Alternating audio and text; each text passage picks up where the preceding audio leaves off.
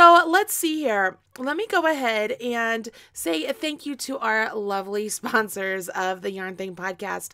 Thank you to Buffalo Wool Company, Creative Bug, Erin Lane Bags, Craftsy.com, Stitches.events, and last but certainly not least, Red Heart Yarns, where I'm the proud national spokesperson. You can learn more about the sponsors of the Yarn Thing podcast by visiting marleybird.com and clicking on the podcast menu or sponsors, and there's a direct link to each one of them right there, so you'll be able to go by and say hello and thank them for sponsoring one of your favorite podcasts. So today's guest is a friend of mine. She is fantastic. I adore her. Gosh, Briana and I have been chatting for a while now. I don't even know how long, but I had the pleasure of getting a chance to meet her this summer for the first time when we were both at CGOA. And, if you've never had a chance to really go to one of these industry type meetings, whether it's a Stitches or a CGOA or a Vogue Knitting or a TNNA, whatever it may be, I want to encourage you to go because you get a chance to not only meet people who might be fans of your work or people that you're fans of their work, but you really get to find people that are your people, okay? You get to hang out and spend time with people who truly understand your passion for knitting or crochet or weaving or spinning or whatever it may be. And it's delightful. So here I am at CGOA and I have Briana in my bedroom. That sounds funny, but we were doing anything nefarious. She was in there actually hanging out. I was showing her the brand new Chic sheep yarn for the first time. And we sat there and gosh, I think we talked until 2:00 in the morning, just about life. You know, it was like, I always refer to the podcast being like a first date, but it really was. It was like that first date where you've been talking to somebody online for so long and you get a chance to finally meet and you just talk and talk and talk and chat and chat and chat. And it doesn't get old. It feels like you've been friends forever. Like it felt like that. It was spectacular. So, have I even told you who I'm talking about? So Briana Kemper, she is the mastermind behind BrianaK Crochet and Knit. She crochets and knits, so she's just BrianaK. She's amazing, and I've been a big fan of hers, and I'm thrilled to have her on the podcast. So let me go over here and click her, and so we can bring her on the line, and she can say, "Marley, you crazy." So Briana, you there? I am here. I can hear you great. How can you hear me? Awesome. I can. What an introduction. Oh, Thank you. Well, you know what? It's fun when I get to, like I said, it's fun when I get to have my friends on the show and talk to you about, you and tell the world how awesome you are. Like that's exciting for me. That's so sweet. I really do. What you were saying, I really do wish like we could have our entire community of crocheters and knitters just go to one event and we could just party till 2 or 3 in the morning. Yes. And it's so much fun. Yes, it seriously is. It's truly delightful. I don't know. It's just fun. That was your first event though, wasn't it? If I'm racking my brain all of a sudden. Wasn't that the first one you'd ever been to? No. I went to CGOA okay. years before on a whim, actually. Julie from Crochet, we had never even met. And 7 days before the event, we were like, hey, maybe we should just go last minute to Charleston. And we're like, all right. So here, we'd never met before. And we were just like, let's just show up, meet each other for the first time. We never really chatted online. Really? And we went to CGOA. Yeah, it was crazy. It's like, hey, I'm a stranger. We're going to hang out together. Sometimes crochet is that common bond that that's all you need. Yes, absolutely. And she's fantastic. Yeah. Oh my gosh, I love her. She's wonderful. And so we went again this last year. And then I did go to Interweave earlier in the year too. That's right. I remember that. Duh. Duh. I remember that. Unfortunately, I think because Florida's so hot, we don't really get a lot of events this side, south, or maybe Texas. But Florida's honestly, just go ahead and ignore Florida. I mean, so much crazy stuff comes out of Florida anyway. I'm sorry, that's funny. Yeah. I was in Atlanta recently at the Atlanta Knitting Guild, and it's one of the largest knitting guilds in the country, and they are fantastic. And the excitement, Atlanta's nice. They are so fun, but it's hot there too. I mean, it is hot. Oh my gosh, is it hot? Wow. But they're just sitting there knitting and crocheting with wool, cotton, acrylic. It didn't matter. They loved all of it. Like, it's just fun. And crocheting and knitting. Like, I know it's called the Knitting Guild, but there's crocheters there too. It's just awesome. It was just a lot of fun. Anyways, I totally know that you were here for Yarn Fest because you got to meet my son. I did, yeah. He We felt, went out to dinner. yeah. You know how time flies? Oh my gosh, isn't that nuts? It's so great. I was just talking to Selena about that the other day too. Because Caden brought it up. He was talking about you and Selena and Dennis. He was like, where do those people live? And I was like, oh, well, here's where they are. So anyways, we could go way back. So welcome to the podcast. Glad you're here. Thank you. I want to tell people about you, and I want you to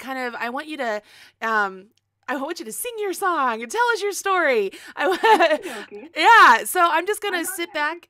I have a horrible voice. No. So when did you learn to crochet and knit, and like take us along the path of how you got to where you are right now? Oh, sure. I think my story's semi-similar to most people where, my mom taught me to do everything when I was younger. She's like, you're going to learn to crochet. You're going to learn to sew. I had to sew my own prom dress. I hate sewing. So, I hate sewing with a passion. I think sometimes people think that if you can do one craft, you're good at them all. And that's so not true because I kind of want to burn my sewing machine. I still have it. But every time I get it out, I just cringe. So, I learned the whole gamut, cross stitch, quilting. Came from a very, handmade type family, but, as I, got older, you kind of feel like you're too cool for that. And so I didn't really do a lot in my early 20s. And then once I had my son, I turned to my mom and I was like, hey, it's been a long time since I've crocheted, but can you help me pick it up again? And she was like, absolutely, because, she was frustrated. I was overdue. By like 10 days. Oh. And so instead of being angry at this baby that wasn't coming out, she's like, yeah, let's just sit down and crochet. Well, she let me pick out yarn, and I picked out like the most textured yarn ever. It might have been homespun, which is like probably not the best yarn to pick up like to see your stitches, but I loved it. And I wanted him to have a cocoon, and I got like, I don't know, 5 rounds in, and I said, I don't feel really well, I'm going to go to bed. And she said, do you want me to finish this? And I was probably really snotty, and I was like, no, I'm going to finish this cocoon for my baby. Don't touch it. Don't finish it. And then I went into labor. Oh, no. And I think halfway through my labor, I asked my sister, like, what's mom doing? And I was at a birthing center, so she was out in the nice, like, lobby area. And she's like, oh, she's finishing her cocoon. And I remember being so, like, no. And I was like, oh, who cares? I'm in a contraction. Like, just, you'll make the next thing. So right. She ended up crocheting some things that were on him for his newborn photo shoot. And then I decided, I still wanted to make him lots of stuff. And we were going to go to Disney. So I'm like, oh, Mickey Mouse hat. Like, how hard could that be? But apparently, if you haven't crocheted for a while, a Mickey Mouse hat ends up having lopsided ears and looks like wretched. But I put it on my kid happily anyway.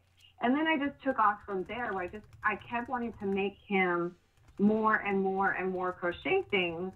And then I had a local photographer that was like, hey, you should make me stuff too. And so I just kept making her stuff.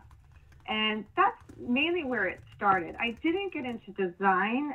The design part kind of came in a unique way, I think, a really cute story. But there was a little boy named Aiden, and he was born with a brain defect. It's very rare. And he was born with a lot of fluid on his brain, and the doctors didn't really know what to do.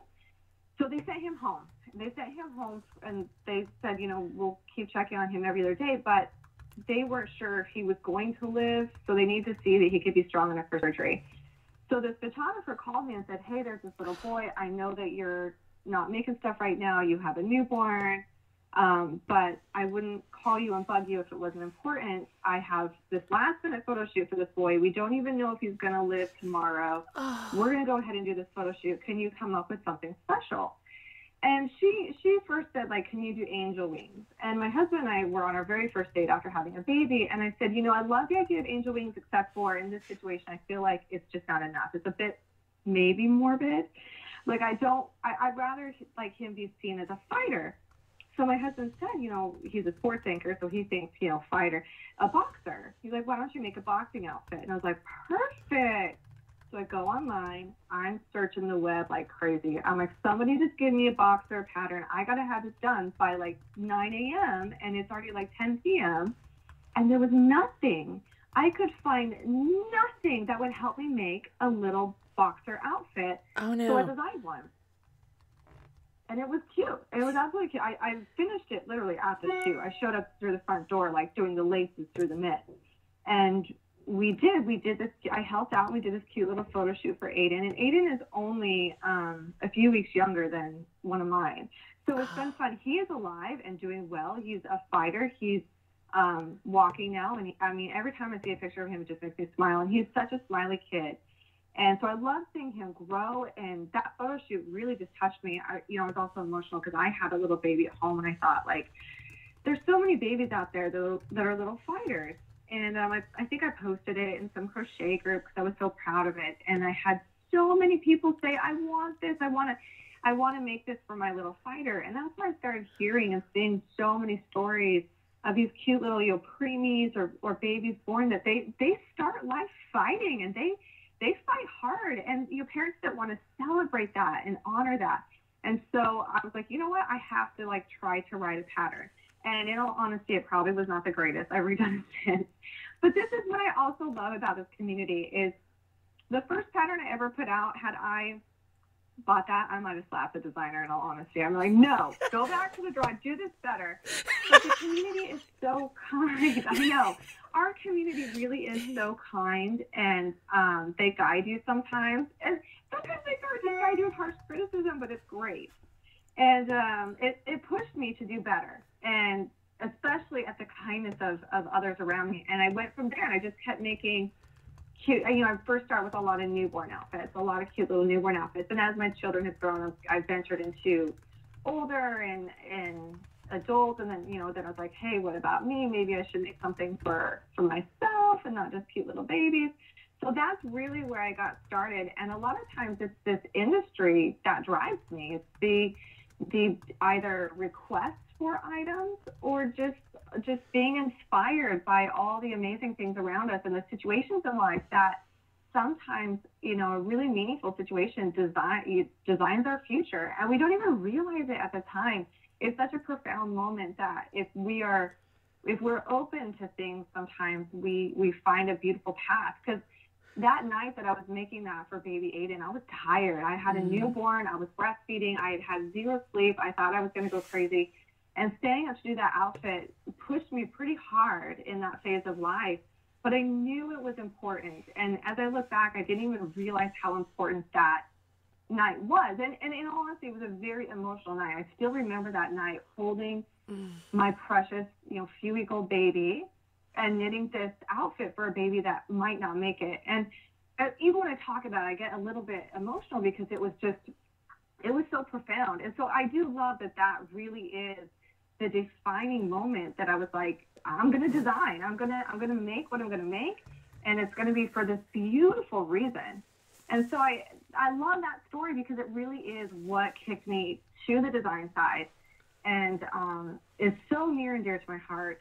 And every single time I still see, years later, I see people post, gloves and these little boxer outfits, and sometimes people will hang the gloves on the preemie's incubator, hoping that the preemie will grow into the gloves. And every time I see that, it's so touching. And I don't even know that people understand how meaningful that is to me to be able to give that simple pattern to the community that means so much in terms of just hoping for the future, and our little fighters that really do fight, and they make it, and they're strong, and they're beautiful children. So it's fun to see that. I love it. I just recently donated another outfit. I think it's probably the outfit I've made the most. And I just donated another little outfit to a preemie fighter. And so I love following their stories. It's so beautiful. Oh my gosh, that is one of the best stories. And I always cry.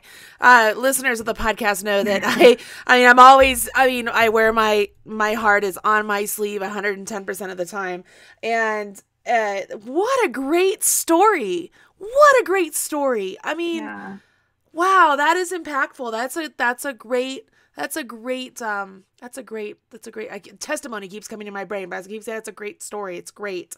Uh, I love that. So here you are, you start writing patterns. Your first one, kind of hard. You should have seen my first one. It was awful. And I sent it to the magazine and they were so cute. It was Interweave Crochet and Kim Worker. I said, Kim, I just wasn't sure what abbreviations to use. So I know this is like super long. She's like, no, that's okay. Just, you'll get better with time. She said, yeah, it was pretty long. It took a long time to condense down. Like I wrote line by line and it essentially, it ended up being like rows 1 through 50, do this. I had written all of it. So it was awful. But I think we all have to, there's that place where you have to begin. There's a place where you have to start. And right. Here you are, you're like, okay, I'm jumping in, I'm doing this. And knowing you so much better now than before, like that does not surprise me at all that you just jumped in. And it's like, okay, I'm going to do this. And I'm like, both feet forward, let's move. Let's get this happening. What was your path? Like, so you decide, okay, I'm going to design, I'm going to do this. What was your next step? And remember, there's people listening who they could be in the same boat in the sense of they're like, I want to do something. I just don't know what. My next step, learning from those around me, my next step was to really examine pattern writing, which really should have been the first step. But I feel like after that first pattern, it was my second step. Oh, those look good. Those are good. Right. I was just typing. Apparently, my kids were down here in my office because I just saw them, and I was like, "Are you kidding me? Vanilla wafers." So I was just typing on Facebook. Right? Yeah. They are caught red-handed. Those little somethings. All right. Sorry. Go ahead. So I moved forward, and a lot of the stuff I ended up doing was requests by my son. Like, he wants this, he wants that, and this is what I want to tell other people that are starting to design is you are going to make mistakes. So don't let that stop you from moving forward. Because I think a lot of us, we feel like if we make a mistake, that's hard to recover from, but it's not. And I really don't know any designer I've met so far that doesn't say, oh, I made mistakes. Oh, yeah. Because we all do. It's just kind of part of the learning process sometimes. And for me, it was, after my first pattern, I really wanted to examine, to write, like, what is my style? What is my voice? What's my format? What does it look like? Which is hard, right? Through practice. Isn't that hard? It's so hard. And you want it to be you. You want it to be you. And so that takes time. Yes. And it's really, really important to allow yourself the time to do it and the energy. You put the energy into it. And my second mistake that I made was characters. I did a lot of like, oh, my son wants this Olaf outfit or whatever. So I would make it. And later, looking back, I ended up pulling all of my character designs because once I was educated through the Facebookers, once again, community educating me, I couldn't sleep at night after that. I'm like, I cannot handle trademarks. I don't want to lose everything I have, and then I am building all my hard work because, Disney or whoever else comes after me, which they have for people before. So it's scary. Yeah. Oh, yeah. And so that was my, it's a trademark is definitely something that I don't think we tend to talk about as much in the industry openly, but it's very serious. Oh, and yes. I love when I see designers, politely comment on posts saying, hey, did you know that this is trademark protected? And they're not doing it to be mean. They're really not. They're really looking out for you. And that's what happens for me is I started seeing these posts, or I don't know if someone warned me, and I really was like, can I? Because it's hard. It's confusing to know, like, is this fan art? Can I do this? Can I not do this? And through my research, I learned, nope, don't do it. Drop it. Run away. Run. And so I dropped all the trademark, which dropped quite a few of my patterns out of my shop. And instead of allowing that to be another roadblock, I pushed forward. And I think that is one of the best things I could have ever done. And sometimes mistakes end up being the best path because it really pushed me to be more creative, to be more original, to find my own voice and my own ideas without using trademark as kind of an easy design crutch. Yep. So that's the next mistake that I made. And then from there, I really feel like it just flew. I mean, one day I decided I wanted to learn to knit, and then I pretty much almost snapped my needles and threw them for kindling. I did And the so same then thing. it's just, I really, at first, I was like, I don't see how this is possible. I really just, dude, and my sisters were around they're always around, but they were around when I was learning to knit one day, and all of a sudden across the room, they started laughing, literally laughing at me because, I've always been the person in the family that a lot of the crafts I pick up, I can do. And I look at them like, what are you laughing at? And they're like, oh my gosh, you look pathetic right now.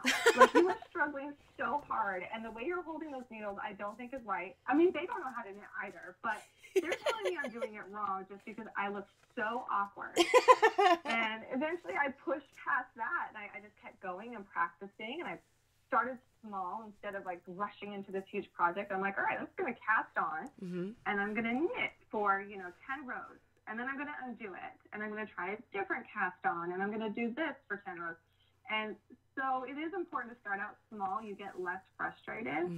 And then I was able to really fly with knitting, and I love knitting. I think I'm like most people that I love every aspect of this. I love knit. I love crochet. I love fiber. I love felting for fun sometimes. Yes. Like felting little ornaments for the Christmas tree. Like, I want to do it. I would love to learn to spin someday when I have that magical free time thing everyone keeps talking about.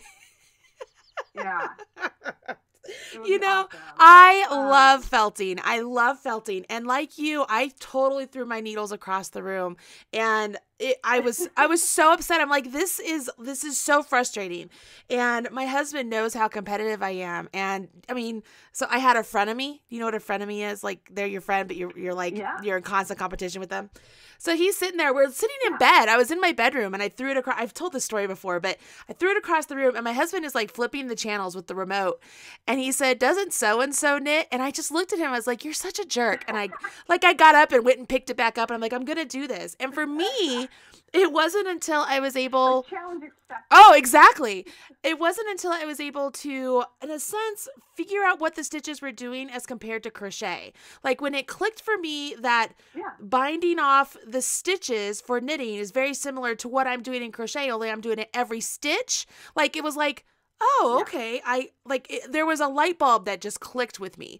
But yeah, oh my gosh, that is just so familiar. And all the crafts, I want to do all the crafts. Like, I love, have you ever crochet felted like purses and stuff? No. Oh, I wanna do that. girl, I am telling you, it is so much fun. Like, the fabric is really nice and thick, and it creates something awesome. And do it all. Oh my gosh, it's fantastic. I love it. I love it. Oh my gosh. So here you are, you're knitting. You know those rugs? Yes. Have you? Those what is that called? The cool needles that like go through and they do like the rugs? Oh, what is that? It's not punch needle? Is it? Or yeah. Punch needle maybe. Oh, isn't that awesome? Oh, I wish you lived here. I'm so not moving to Florida. I wish you lived here. It's so fun. I love Florida. Oh my gosh. That's a funny thing. I've never been happier. I grew up in Idaho. I grew up in a lot of snow. And we lived in California for a while, and I have never been happier. I do have some, like, winter blues where I don't have winter, and I want to wear, like, all the crochet stuff. Yes. And I get to, like, throw it all on in layers for, like, one day, and I try to make that day really count. But then, like, I make a lot of stuff that we don't tend to use as much, but I'm still going to make it because it's pretty. Yeah, absolutely. I love that. So here you are, you learn to knit, you're crocheting, you're making patterns, you've learned lessons through, not violating copyright. And like, when does everything really start to really take shape for you? And I mean, beyond that, how did you learn how to write patterns for different things that you're making? Because so there's a lot of people in, like, on Facebook right now. Brittany Roop, she says that she feels like you're a direct representation of her, that she's trying to figure out where to start and where to go from her position of having all these patterns in a notebook that she's written down, but she doesn't know where to go from there. Like, what would be your piece of advice? What steps did you take? My advice is, look at some of the top people in the industry, and also the Craft Yarn Council is a great website to start with. I know it sounds boring, but it's almost like when you buy something and everyone's like, read the manual, read the manual. Actually, when I picked up photography, everyone will tell you to read the manual for the camera, and you're thinking like, really, what am I going to get out of a manual? But you do. And the Craft Yarn Council is really the manual for, crochet and kind of the rules, the base rules. Now, do you always have to follow those rules? No, but you have to know them and how to apply them and the basics of everything. Sizing. And there's a lot. Now I feel like there's so much available to people that want to get into design. I know some people in their, I think Selena does in her Etsy shop, she sells a PDF file that's like a fill in the blank. Like, here's the things you need in a pattern. These are things you absolutely have to have. Here's what they are. And that's a great place to start. I love that she did that for the community because we so need it. If I would have known that was around when I first started, I would have purchased that. Right. And then you kind of, after a while, you kind of figure out your own style. And I know my style is a bit different than most. I don't know if I've seen it quite like I do it, which is great. It's fine.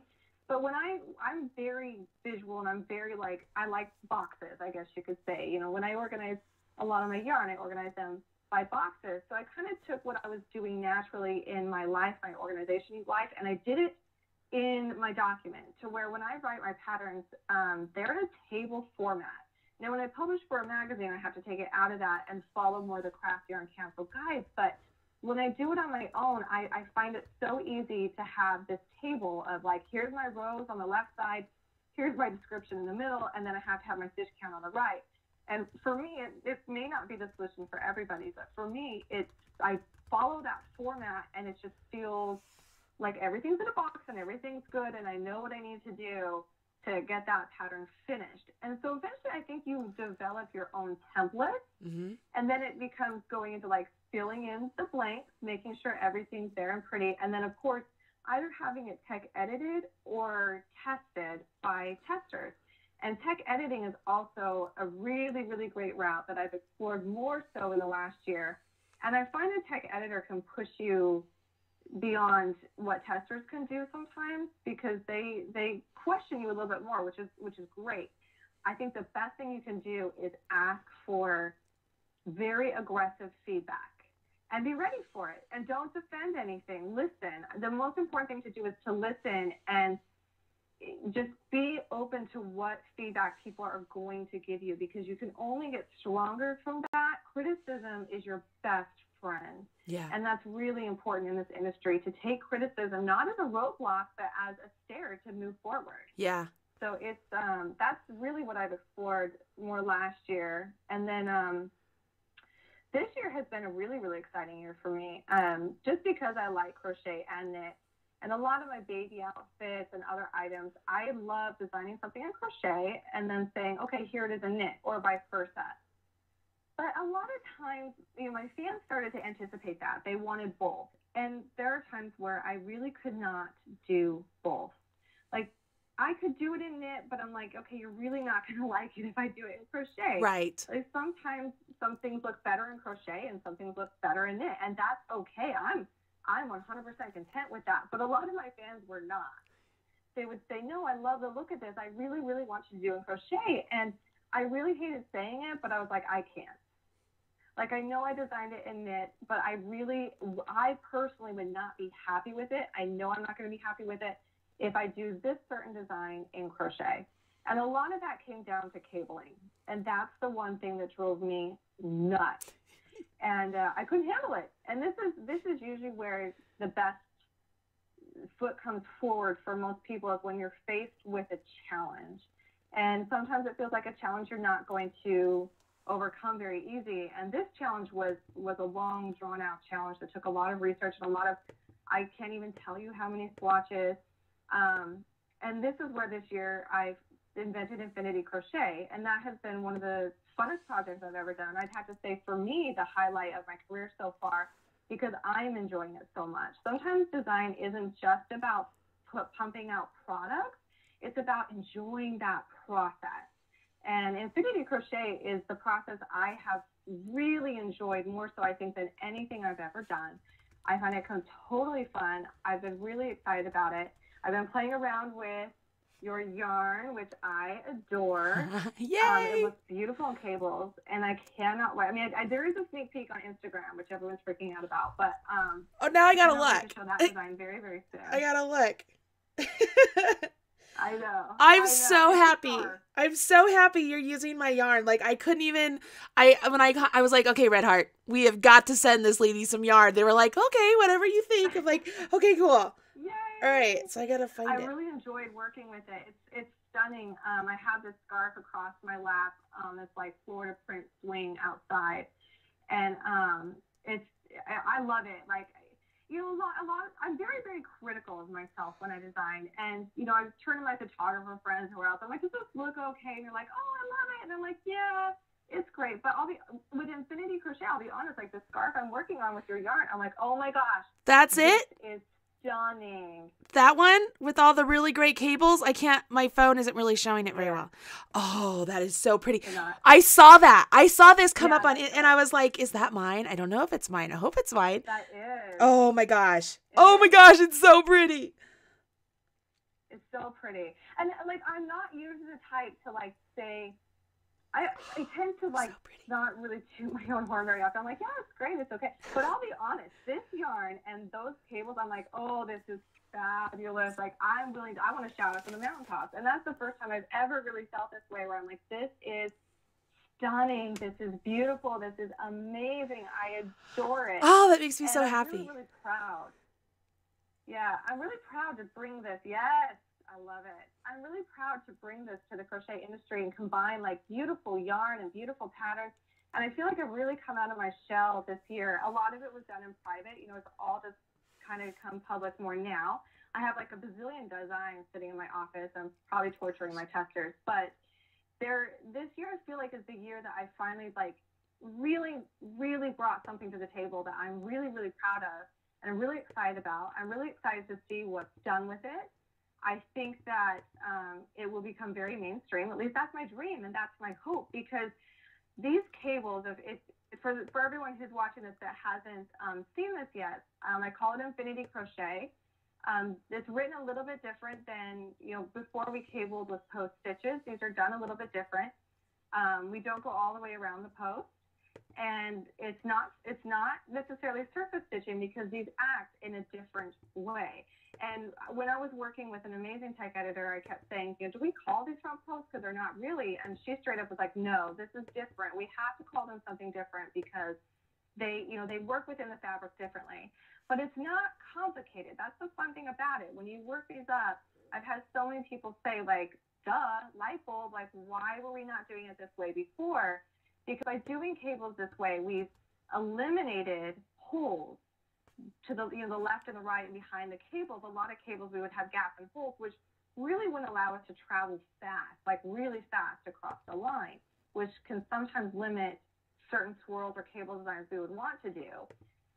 It also, the reason why it's called Infinity is because we can start and stop wherever we want cleanly. There's a curve, like an opening curve and a closing curve, which allows us to do beautiful swirls, start and stop cables, not just have like which sometimes I do like the look of just like stopping a cable, but we can also finish it off and have the start and stop, which the scarf I'm working on in your yarn has a beautiful start and stop that I cannot wait to show people. And then we can also do letters and symbols, which is really exciting, and that's coming soon. And then it can be both designed horizontal and vertical.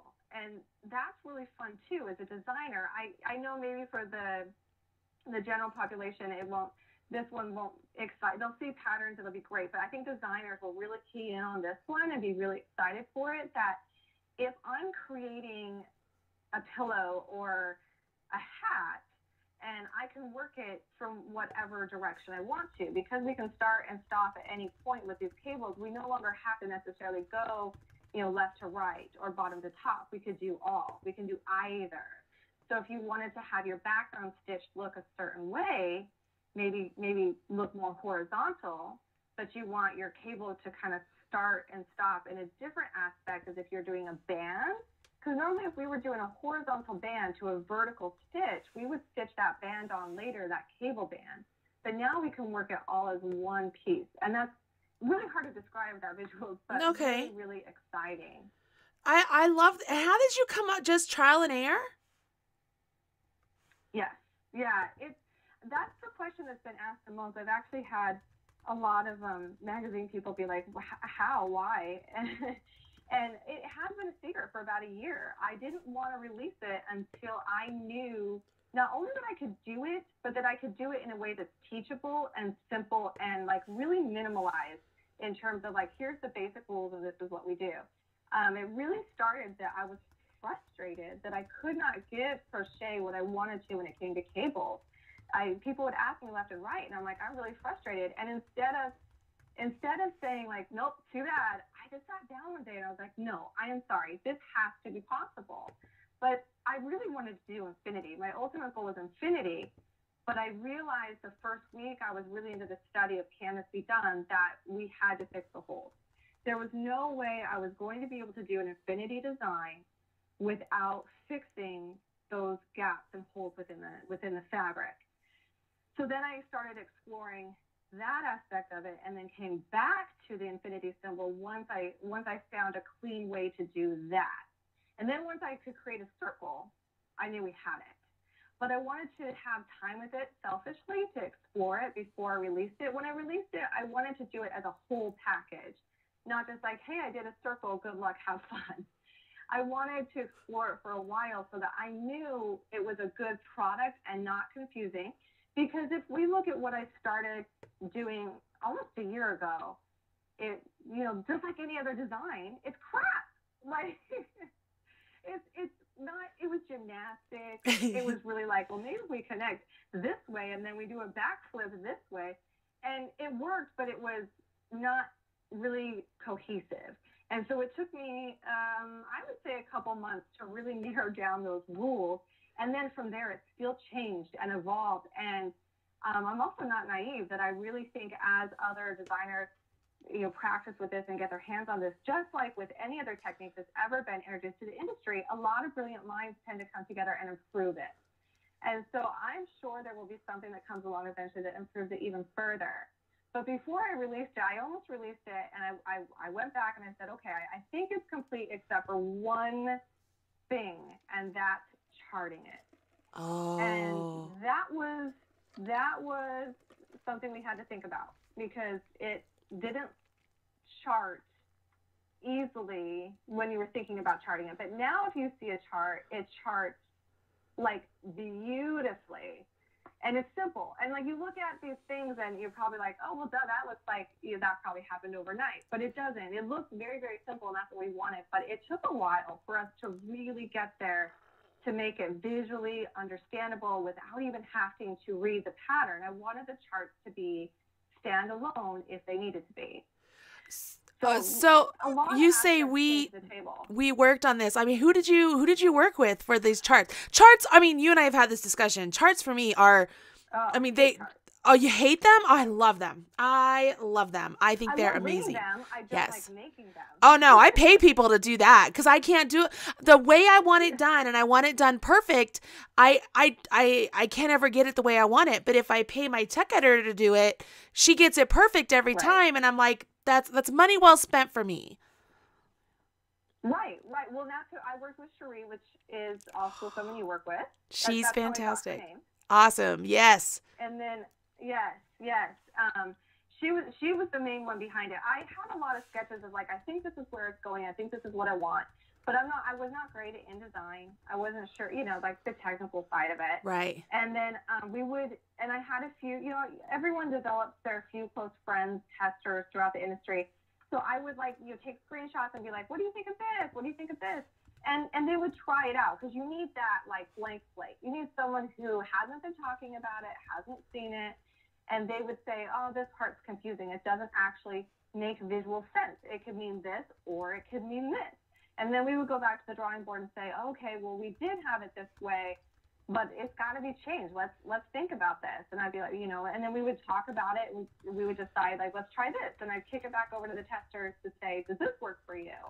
And so it took a few tries to really get down, like, the basic symbols of what we should do, which I'm trying. Oh, I guess I can't insert photos here, but it's a fun process. It's been a ride. It's been, it's good I'm a developed designer, because it has cost quite a bit of money to develop during a time where I wasn't putting out designs. I was pretty quiet for a while. I even had people message me and saying, "Are you okay? Are you not designing anymore?" And I'm like, "Oh, sorry, I am designing in secret." Yeah.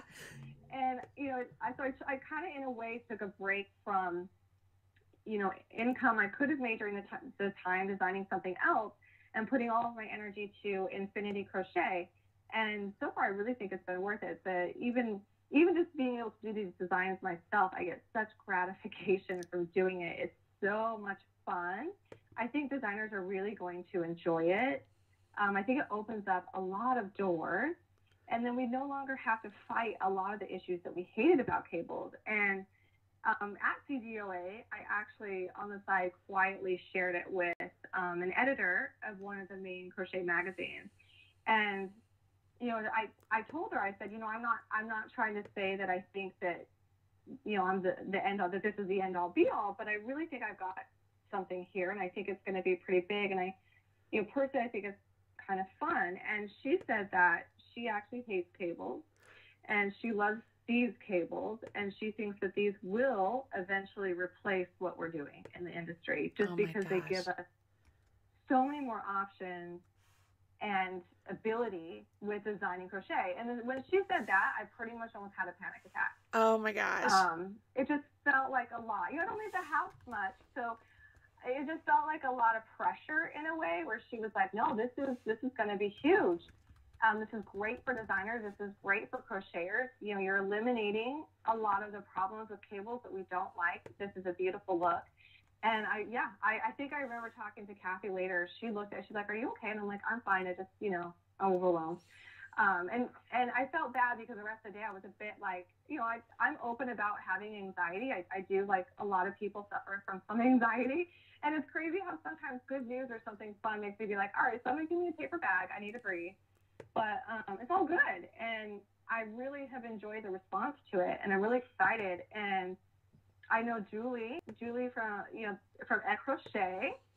She's so much fun. We have so much fun together. Love her. And I turned to her a while ago and I was like, you have to do something fun. And so she's coming with something soon too. I'm guessing socks, but I don't want to assume, but I am hoping that because she's really great at socks, that she brings us a really cool pair of socks with infinity crochet. Oh my gosh. Oh my gosh. Go ahead and put on that pressure. I know, you just laid it out there. She's listening and she's like, "Oh man." And she's totally like, she's talking to you in French right now. Oh, she's totally talking in French right now. Oh, so I purchased, pressure, Julie, I know. So I did purchase, when you announced Infinity Crochet, I was ecstatic for you. Like, I had tears in my eyes. I'm like, you go. Like, I'm so happy for you. So I purchased the patterns and stuff on Ravelry, and I did look through the charts, and I was like, wow, these are amazing and so intuitive. Like, it makes sense as I'm looking at these charts. I wish I could show one. I don't know how to. I can't add pictures. Do you have one printed? Well, I don't have one printed. I wonder if I could do a screenshot and try and, let me see if I can print. I don't know if my printer's working. Let me see if I can do this. Let me see because if anything, I can show it on the YouTube live stream, and because they can get it. I'm not even going to show the full thing, so that way they don't steal it. Not they, but you know what I mean. I don't want to steal your work. So let's see if I can make this work. I don't even know. But it's really great how I'm able to see exactly what I'm supposed to do as I'm looking at these stitches. And I love that you did take the time to chart these. Like, I think that's really smart to do that. It was fun. And I can't wait. I know, and life is so busy, and I always will put my family first. So my son's kind of had a rough start to kindergarten this year, so I spent a lot of time at school with him, and it's always hard to have that balance between what you want to do with work and what you need to do with family. And I love family, but I do have plans for the future that I really would like to offer a designer's course. I have some really unique tips and tricks to quickly design this. Like I've shown a couple designers, and really it's mind-blowing at how easy, like how much easier it is now to design with this on paper. And it's just, you see it and you're like, wow, that's just like so simple. It's brilliant. Yeah. And but it's complete. Yeah. And I enjoy design. That's why I think I enjoy designing with it, because I've been able to design a few things without touching yarn on paper according to like the rules of the Infinity Crochet, and I'll kick it to a tester and they'll make it and it's perfect. I You know, love as long it. as I do my gauge swatch and everything else, I don't even have to touch yarn to be able to design these beautiful cables with it that are like very impressive, and I love it. And so I have exciting plans in the future to you know, work with designers and really hopefully push this a little bit more towards mainstream, and not like I'm pushing this mainstream because of me, but I really wanted to go mainstream because I've always wanted to contribute something to the crochet community that means a lot, that is really cool. And I want the crochet community to have it, to use it, I mean, the best way to say thank you to somebody who invents something is to use it and to play with it and to give them credit. And so I'm really excited to what I've seen behind the scenes so far. I'm really excited for the future. And I really hope that the crochet world really, really enjoys this, because I think for all of us, we just want to bring good products, which you did with the yarn line. So you're way ahead of all of us. You've got this like 100% merino yarn line out there now. So you can go ahead and check that box, Marley, like 1,000 times. Oh my gosh. You know, you made me so funny. You're so cute. Just real quickly so I am streaming today. I am not only doing Blog Talk Radio for the podcast, I am streaming live on Facebook Live, and I'm also streaming live on YouTube live stream. I'm a ninja of all of the electronics today, but on the live stream on YouTube, I can actually add an image. And so I added an image, and I'm still learning, so you got to bear with me. But I added an image of the chart, and I'm going to make it big here. But people can see just a brief little clip of this chart, and it's cool because they can look at these, and you don't know what those symbols are because you literally had to make them up. I mean, I'm guessing you could probably look at those and be like, all right, so 2 hashtags, 1 hashtag, okay. But what is the circle? What is this? What is that? So I just wanted to have them see a glimpse of what the actual chart could look like. So if you're interested, everybody, you can check out the YouTube live stream, and that's just on the Marley Bird YouTube page. Sorry, I wish I knew how to do it on Facebook Live. I'd totally show you there too, but I can't. So here we are. But this is amazing. Like, this is amazing. And what's cool here is you've made it really simplified, or making like even Celtic cables very simplified. Yeah. So I love this. Yeah. Celtic cables really, I mean, we've seen them, but we really haven't seen them like the possibility we can do now. We can turn, we can weave, we can bob, we can, you know, kind of weaving and bobbing, and we can like cross. And the main thing about Infinity, or being able to do cables like this, like with knit or anything else, is to be able to travel quickly, and not to, like, I love knit cables. I will always love knit cables. The number one thing I hear people say is, oh, I love knit cables so much more than crochet. But stick with the crochet, because I have found that these cables can do a few unique things now that knit does not. Right. And that's what's exciting, is to give an edge to crochet cables that knit does not have. And that's that these can travel across your fabric left and right a lot faster and quicker and wider than knit cables that I'm seeing knit cables be able to do. Because at some point you're stretching your fabric with knit cables, but with this you're not. You can have it sit very nicely. And the other thing is, it's huge, which I will love exploring this one forever, is that we can use pretty much, I mean, I haven't found one I haven't been able to do yet, any background fabric. And so that's where I knew it was really fun, was when I designed that skirt that's coming out soon, that was in my promo video, where we have a shell stitch with cables running on it. And that's really fun. Yeah. We haven't really, I don't think I've seen that yet. So what that brings to the table is a different drape with a cable. And that's so exciting. And that's something that I'm really happy to bring some excitement to the crochet world, because I hear crocheters say all the time, like, oh, knitters get all the attention. Like, they get the nice cables or whatever else. And I've always been fascinated with this, you know, knit versus crochet world. It's quite funny. Right? It's the sharks and the jets. When they meet up, when CGOA and TKGA used to be together, like, they'd meet up and they'd walk in the room snapping their fingers, you know, and it was totally. It's totally like that. Hey. Yep, it's totally like that. To buy stitches in the And then you go to bicycles and they're like, hey, Yeah. everybody's great. Yeah, they're trying to keep the peace. Okay. I know. Yep. So I'm excited to bring crocheters something that gives them a really cool edge in cables. So I feel like instead of being jealous of knit cables, now we can be like, hey, we have really cool cables that can do a lot of stuff. They can snap. Oh, they can snap their fingers all they want now. I love this. So the response has been excellent with editors, with different companies out there. Is there a book coming? Are you going to self-publish a book? Are you going to do YouTube stuff? Do you want to come here to my studio and do classes? Like, not classes, but you totally should. You should come here. We should put together. I mean, I got everything you need here. Might as well come here and do some videos. That'd be awesome. So I'm exploring all my options, and that takes some time. As far as publishing goes, I always look to the other designers in the industry, and I think sometimes people are afraid to ask or to talk to each other. I'm an open book, so I'm like, hey, what's up with publishing? What do you think? And I've never had a designer not open up and be honest with me, and that's what I love about that part of this industry is like we're stronger together when we know what's out there professionally for us. And in terms of publishing, I think I am actually leaning towards self-publishing, which is going to be a really fun adventure. Kind of started on that. I love that idea. I'm sure it's going to be I'm sure it's going to be a learning. Next time when you come talk to me and have me on the show, I'll be like, so mistake number 3. Learning experience number 3. It'll be interesting, but I'm really looking forward to that adventure. That's gonna be a fun adventure. Okay, so pause right there, just because I have total mommy brain all the time, and I will forget.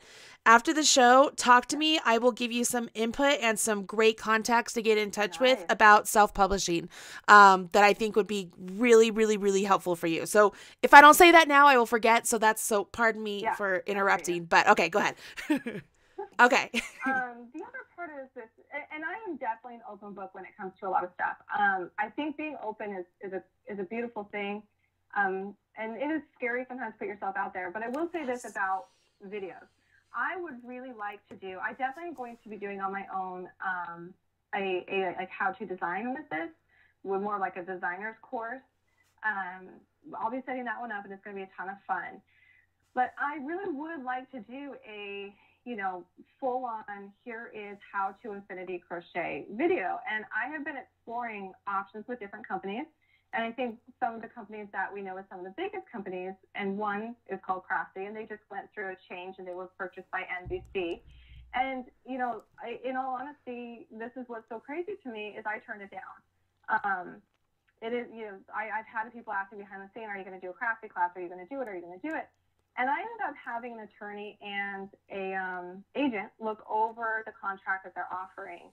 And I think with the change with NBC, unfortunately, I didn't feel like for my business that contract was very fair. It's a very long contract. And people that know me know that my husband is a sports anchor in a top 20 market. And we have lots and lots of friends. So contracts are very, very common in our household. And this contract was tighter than his. Yeah. Which is crazy to me that a contracted crocheter, the contract is more limiting than people we know that work for ABC, NBC, and CBS on a national level.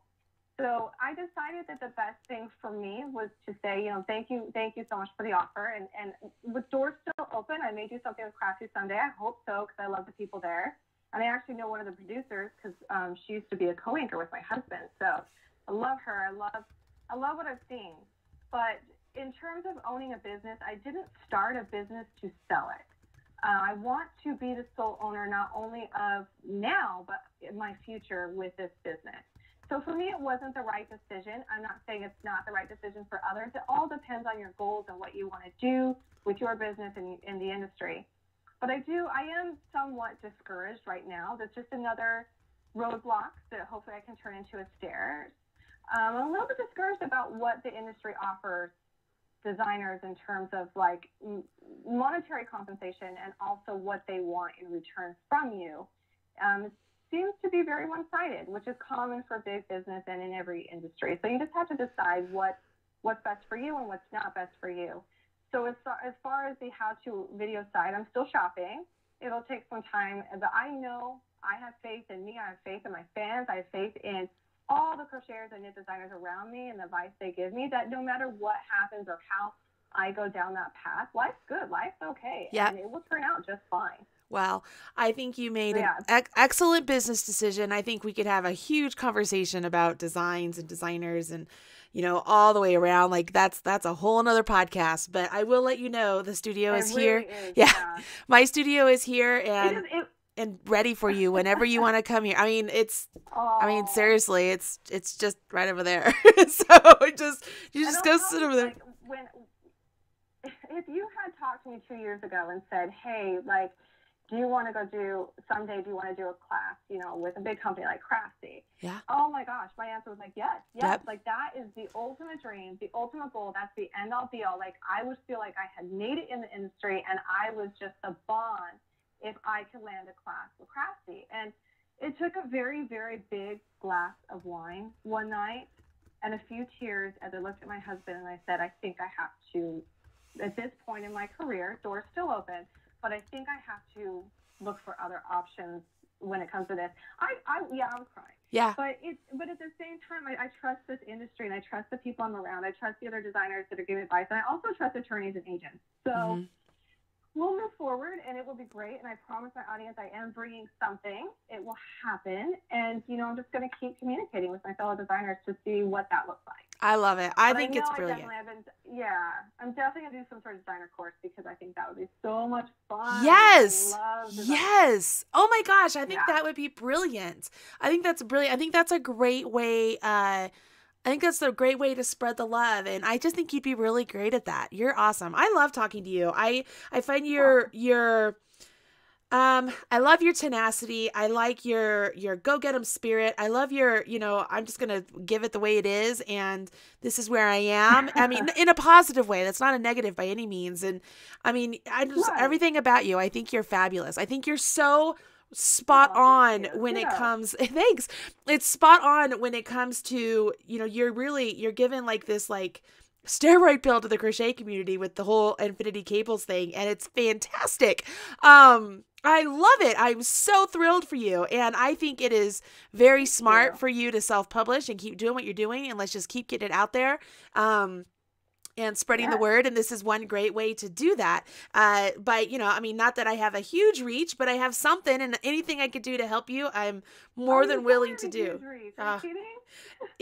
I have, you know what? I have some of the best fans and subscribers and friends and minions. And I mean, they are just, I just love them. They're so supportive. And like even today on YouTube, one of them named Joe was telling me that when he has a hard day, he'll watch one of my podcasts, or not one of my videos or whatever. And it just makes him happy. It just, you know, and I'm just like, wow, what a kind thing to say, you know, what a wonderful thing to say. And it just warms my heart. So I have the best fans, for sure. And speaking of these awesome, yes, go ahead. No, I feel like sometimes, you know, like when you have a bad day or you face a hard decision, I love that I have you and other designer friends to turn to say, hey, you know, like I'm confused. What do you think? Yeah. And it's so comforting to get feedback and for everyone to say, you know what, you're doing the right thing, you're making the right decision, and it's going to be okay. Right. And that's what keeps us all going, I think. And I love when I see fellow designers like fail and succeed. Like sometimes I think we don't see the failures as much in public, but I'll have a designer say, gosh, you know, this season hasn't been going so great for me design wise, like this and that. And then, you know, the next season they're just like pumping it out and they're like winning. And you're like, yes, that is a fabulous design. That's incredible. And I love like posting on social media and giving hearts and giving likes. And this community is, you know, like it's like any other community. There's good, there's bad, there's everything else. But for the most part, it is fabulous. And I remember I asked you a question when I came to Colorado because I feel like you're still, you know, your name brand in this industry. You're very, very vested. And so you're the top. And my husband asked this question of someone in his industry, and how his response was is what kind of came to be. And that question is, you know, now that you've been in this industry for a while, you know, what do you think of it? Are you jaded? because my husband asked a very famous sports anchor when he first started out being a sports anchor, like, what do you think of this industry? And the person he asked, who I'm not going to say because he's still a very, very big football sports anchor, said that it sucks, basically, that he is very jaded, and that at some point you would rather watch your son, your young child play soccer or football than watch these grown men just play ball. So it, made me, I remember it made him sad at the time, going, wow, is this my future? Am I going to be that jaded someday to where I'm just like done with my career and I find it annoying? And I asked you that question. I said, with everything, and sometimes there's drama in the crochet industry or there's hard decisions, what do you think? And your response was like, yeah, some of that stuff is there. I'm not going to lie. There's some stuff there, but I love this industry. And I love the people around me, and I stay positive, and I surround myself by positive people. And you are not jaded at all. And that, just because of what I experienced with, the sports anchor industry and all those contracts and all that stuff, it was so refreshing to hear someone who's a veteran in this industry and who's big in this industry say, you know what, it's awesome. And that's when I knew, I am invested in this. I want to stay invested in this. I'm in this for the long run. And thank goodness, I feel like, at some point, not everybody is cranky, but I mean, how can you be cranky? This is crochet, knit, yarn, and wool. Seriously. Those are the most beautiful things ever. I feel that way too. Yeah, when I run into people who are jaded, because there's a couple, I don't understand it. I'm like, I get to play with yarn and needles and talk to wonderful people who are you just have this wonderful sort of endorphin thing that goes on as you're working with this stuff. And I love it. I love this industry so much. I love the people I work with. I love the people I get to interact with. I often tell people if I won the lottery tomorrow, I would still be doing this because I love it that much. I'm just blessed that I'm able to make a living out of it for how much I love it. It's pretty awesome. And, and that comes from a lot of hard work on both of our parts, obviously. And as long as people keep liking what we're doing, keep sharing what we're doing, keep smashing that like button, you know what I mean? As long as that keeps coming, because it's that's inspiring to me. I think the most is when people join me on Facebook Live or join me on YouTube or subscribe to YouTube or follow me on Facebook, or you know what I mean? All of that stuff. I'm like, wow, somebody, I feel like is it Sally Field that was like, you like me, you really like me. That's how I feel. So yeah, because I mean, it seems so minor. It seems so minor to people, I think, to like your post, but I don't think that they understand how much it means. It really does. For us to have that, because it really does. Every time anyone hits like, it gives us the confidence to keep moving forward, and also it helps us gain a business to make it sustainable to take time away from our families to do this. Yep. Absolutely. So it is a lot of hard work. It is. Well, Briana, it's the time in the show that we give away a prize, and I know that you have a couple of prizes to give away, which is fantastic. So sit back for a minute, take a sip of water or something, because we've been talking a while. If this is the first time you have ever listened or watched the Yarn Thing podcast with Marley Bird, welcome. You are welcome here anytime you want to join us when there's a live broadcast. We have the most spectacular guests in the knitting and crochet industry, and sometimes other industries. We get other people like, I don't know, Diana Gabaldon, author of the Outlander series. I don't know if you might have heard about that a little bit. Anyways, we get lots of great guests, and they always come on the show and give away prizes. We get one prize that's given away to a live listener, and one prize that's given away to somebody who leaves a comment on the show notes. Now, I'm going to start off here with the show notes. If you are watching the show, great, and maybe there's something that you missed or something you want to get a link to, you can find all of those on the show notes, and those are available at marleybird.com. All you do is go to marleybird.com, find the show notes for today's show with BrianaK, Briana Kemper, and you'll see a brief synopsis of the show, some links, some images, maybe some other good stuff there. I don't know. Caitlin's the one that puts that stuff together. At the bottom of those show notes, you'll see where you're able to leave a reply or leave a comment. What you're doing is you're leaving a comment, one, to say, hey, I listened to the show, and two, to enter for a chance to win a prize. And her prize for leaving a comment will be 3 patterns of your choice from her Ravelry shop. So what happens here? We have to change that. We have to change. Okay. You want to change it? Go ahead. We do. Caitlin and I talked. We changed that because we did that before the book came out. We're actually going to give away the Infinity Crochet ebook. Oh, fantastic. All right, I'm going to update which that. Is better. That's way better. That's awesome. Because people are going to be asking, can I get that? So you are entering a comment that will include a keyword that Briana will give us here in just a minute. And that keyword must be included in your comment on the show notes on marleybird.com for your chance to win. Once you leave your comment, you can go hang out, maybe catch up some old episodes, whatever you want to do. We always go back to the comments about 2 to 3 weeks after the original air date of the podcast, because we know that you have live. We want to make sure you have a chance to go back and listen to shows and have a chance to win. In about 2 to 3 weeks, we'll go back to those comments, randomly select a winner, and we will give out that prize of the Infinity Crochet. Is it a booklet? Should I call it a booklet? I just want, because it's more than just a pattern. It's an ebook. It's so an ebook. Patterns. Okay. So there will be one winner from those comments, but you got to make sure you leave your comments. Where do you leave those comments? On marleybird.com on the show notes for today's show. I'm reiterating that because many of you will leave comments on Facebook, on YouTube, on Twitter, on Ravelry, and those are not your entry for a chance to win. You have to leave your comments on those show notes because that's where we go to randomly select a winner. Okay, I can't be jumping around all these different places. I hope you understand. So there's that. I have put a link to the show notes in the Facebook Live post. We've put them in the Blog Talk Radio notes. We've also put them in the YouTube video description. So you can find it wherever you want to look. So there's your chance to win there. But Briana, what is their keyword? Their keyword is Netflix. Netflix. Where did that come from? Yes, because this is the time of year, especially with Stranger Things coming out, that my yarn marries Netflix and they go together every night. That's so funny. So I love my evenings with my Netflix. That is so cool. That is so cool. So Netflix, make sure you include the word Netflix in your comment on the show notes, you guys, and that will be your entry ticket to win. So I'm going to choose a winner from a previous podcast, but before I do that, I also want to mention, if you're listening live to the broadcast today, you can call in to the show. The guest call-in number is 347-539-5589. Let me say that one more time. Pick up your phone. Don't be shy. We won't bite. I promise.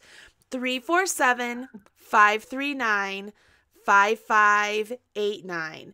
When you pick up the phone and give us a call, you're placed in a switchboard here on Blog Talk Radio. And let's see, I put the call-in number on the YouTube video notes as well, everybody. Sorry, I'm trying to keep this all balanced. This is really difficult. When you call in, your phone number shows up on the switchboard. I don't see names. All I have here is a phone number, and I'm able to have you on air, on mute, or disconnect you. So we will randomly select a winner from those of you who call in. So pick up your phone, give us a call, 347-539-5589.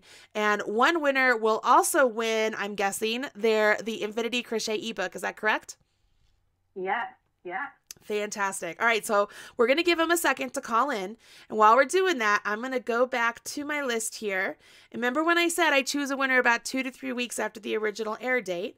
So several weeks ago, we had Amanda Perkins on the podcast. She called in all the way from England, if you remember, Amanda Perkins. And we talked about her new book, Rainbow Crocheted Blankets and Afghans. Super beautiful, beautiful book. If you didn't get a chance to check it out, you really should go check it out because it was really super great. And she is offering, if I remember, I said that she was offering a book and I was going to help her pay to get it over here because she had to send it from England, and I felt really bad. I was like, I'm so sorry. So we have one lucky winner. The keyword was Queenie, like Queenie, because she's known as Queenie Crochet. And Sarah Dawn is the comment winner. It says, Queenie Amanda, I have to say I love your username. Also, I'm so sorry the broadcast cut out for a bit. I wish there was a time to hear more. Dude, you know what? Sometimes these live radio things are a crapshoot. You never know what's going to happen. And when she's calling in all the way from England, it's like, oh, man. So I was really appreciative for Amanda to call in as well. We got it all to work out in the end. But Sarah Dawn, you're the lucky winner. Caitlin will email you and get your details. That way we can get the book sent to you right away. All right, so it's that easy, you guys, that easy to win. 347-539-5589. 5589 is the guest call-in number. Going over here to Blog Talk Radio, you have 37 callers. That's huge. That's so many callers. And I'm wondering if even more are going to call in, because I know that there's a delay on YouTube. So I don't know if they even have heard yet that they're supposed to call in. So maybe we just chat for just a little bit. Let those callers just hang out, just so we get a chance for the YouTube listeners to call in. Okay. All right. So while we're... Facebook delays too. Oh, it does? Okay. So see, we want to make sure they have a chance. So we're just going to give them a little bit of time. And while we're doing that, why don't you tell what's on your hook right now? Your yarn still. I'm finishing that scarf. And then everyone keeps bugging me to do one of these is it a baby bunting? Is that what they're called? Like a cocoon? Yeah, I call them baby cocoon. Yeah. Oh, but that would be pretty. And with the infinity crochet? It would be. Yes, they want me to put infinity crochet on it. Just so, like, I've had several testers. I think they're getting requests for it for, baby shower gifts, where they're like, I want to do one with infinity crochet. So I will probably oblige and whip something up. So that should be fun. And then I will never use it because I don't have babies, nor do we have winter. But I still love making all this stuff. I don't blame you. I really probably just need to start making bathing suits. Who knows? Florida. Hey, what's on your house, Marley? You know what? I am working on step outs for videos for my new yarn. I've been working nonstop trying to put together all the step outs for like some of the new patterns that I have coming out with the yarn. And so I've been working a lot with that. But then this week was the big reveal week, so to speak. It was the official release of the yarn. So I've been working diligently all week. Big. I know, right? I've been working diligently all week to get that prepped. So yesterday was the big day of, I had a Facebook Live. I did 2 Facebook Lives. I did one on Red Heart. I did one on mine. I did the YouTube stream. I recorded a video.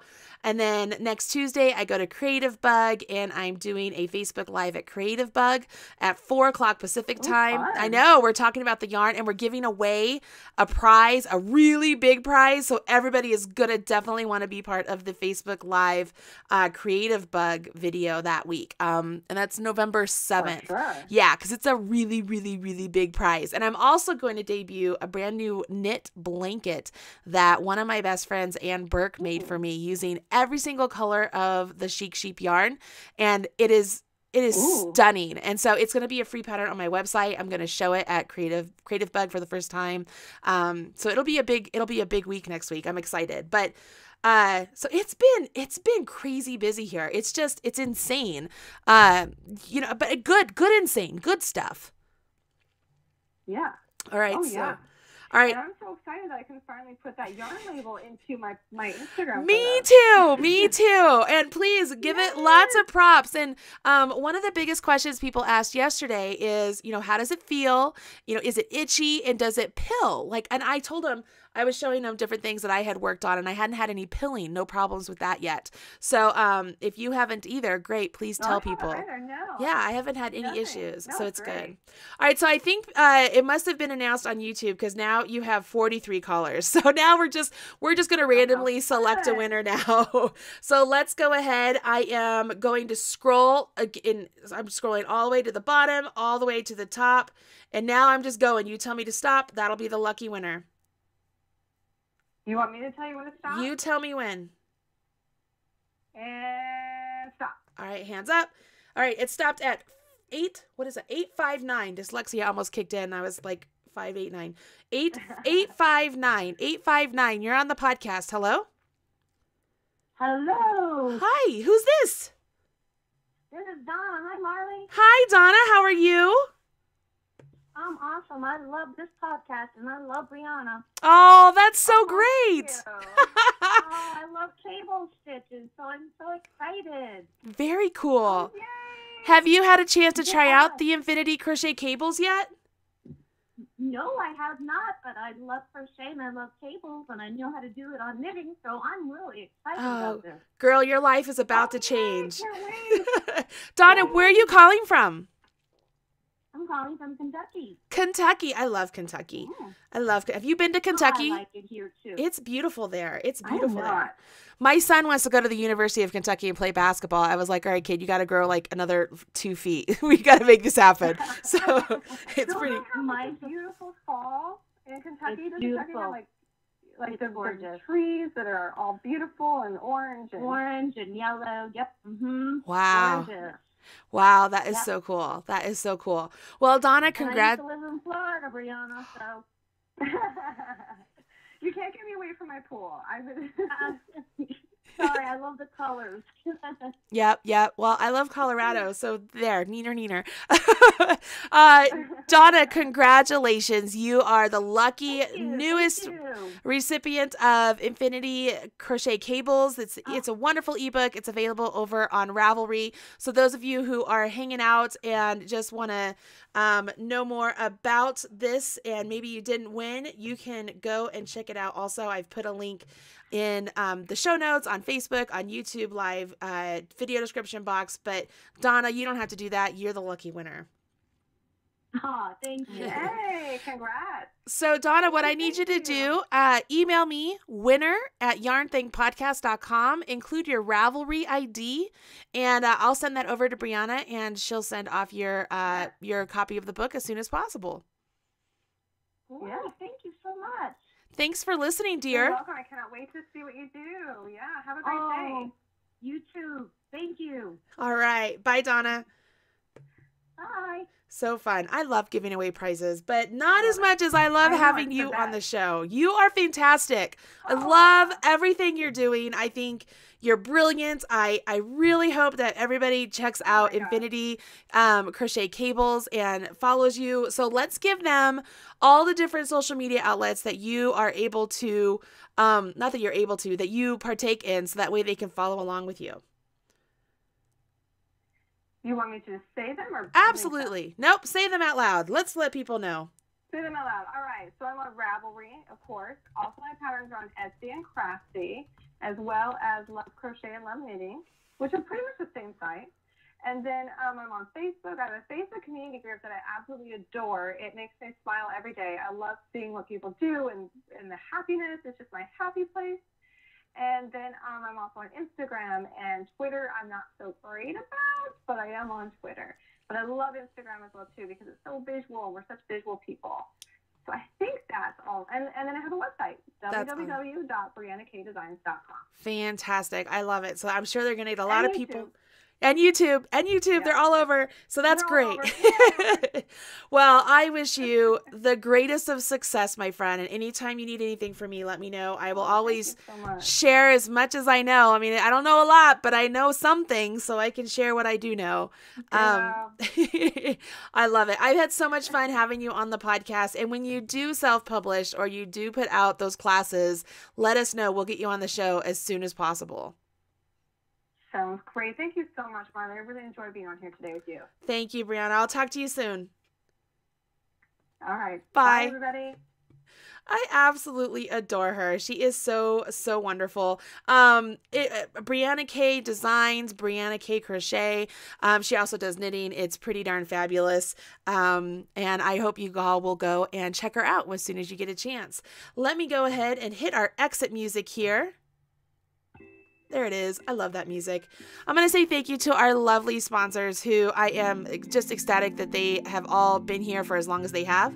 Buffalo Wool Company, Creative Bug, Erin Lane Bags, Craftsy.com, Stitches.events, and last but not least, Red Heart Yarns, where I'm the proud national spokesperson, and it's the home of Chic Sheep Yarn by Marley Bird. Yay! You can find out more about the sponsors and Chic Sheep Yarn by visiting marleybird.com. Hope you enjoyed today's podcast. We will not have a show next week as I am traveling to Creative Bug, as I mentioned, but the following week we do have a show, so make sure you tune in, hit your reminders, like the Facebook page, subscribe to YouTube, and be a part of this awesome community. Thanks, guys. Talk to you soon. Bye. Thank you for using Blog Talk Radio. Goodbye. All right, so that is the end of the podcast. I'm going to take a minute here real quick. I'm going to take a picture of what I am looking at so you guys can see here. It is nuts, the screen I have going on, as far as being able to have you on Facebook Live, on YouTube streaming, and the streaming is delayed. So in the picture, I'll post it on Facebook, you're going to see that, you know, there's the picture of me. Oh, it's a picture with my phone up on these two pages, but on YouTube Live, it's still delayed. So I'm still talking over there. Gosh, you can't shut me up, right? All right, guys, that's it for me today. I hope you've enjoyed today's podcast. If it's the first time you've listened to the Yarn Thing podcast, I'm so hope you had a really good time. It usually doesn't go this long, but you know, I had a good friend on the show and I absolutely love talking to her. So of course, I just had to have a little bit extra time. Usually it's only about an hour. All right, that is it for me. I'm going to stop the stream and say goodbye to YouTube.